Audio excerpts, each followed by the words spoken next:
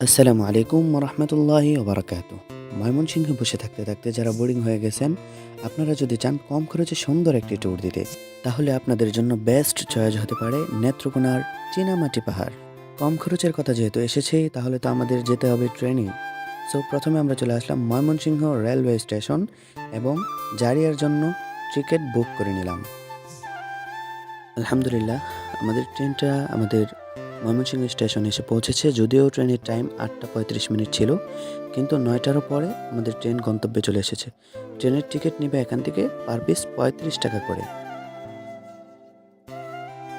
ভাগ্যের কি নির্মম পরিহাস, যদি লেট করে আসার পরেও আমাদের ট্রেনের ইঞ্জিন ঘোরানোর সময় ইঞ্জিনটি লাইনচ্যুত হয়ে যায়, যার কারণে হচ্ছে কি আরও প্রায় ৪৫ মিনিটের মতো দেরি হয়। ঘড়ির কাঁটা যখন প্রায় ১০টা ২৫ মিনিট, তখন আমাদের ট্রেনটি যাত্রা শুরু করে।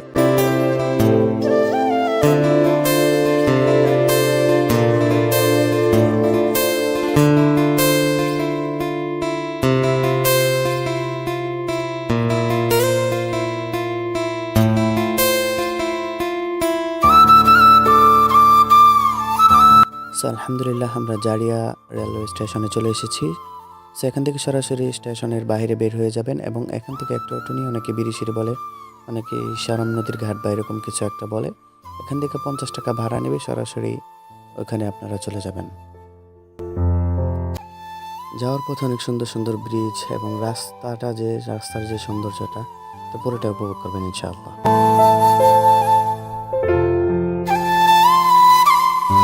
আলহামদুলিল্লাহ, আমরা বিরিশিরি যে নদীর ঘাট আছে এখানে চলে এসেছি। এখান থেকে হচ্ছে নৌকা নেবেন।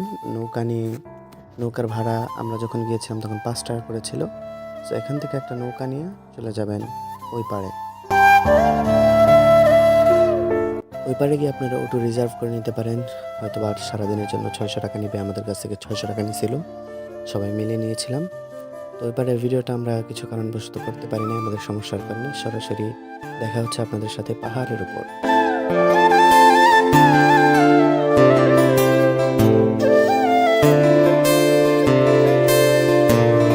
যারা হয়তো বা কষ্টের ছাপ পুজো হচ্ছে, আমরা এখন আছি হচ্ছে কি আপনাদের পাহাড়ে, চীনামাটি পাহাড় সম্ভবত বলে। যদি পুরোটা আপনাদেরকে যদি দেখা নিচ্ছি, এটা পুরোটা কিন্তু পাহাড়টা পুরোটা হচ্ছে গিয়া ইন্ডিয়ার আওতাভুক্ত না। পুরোটা নিচেটা একটু দেখা নিচ দিয়ে।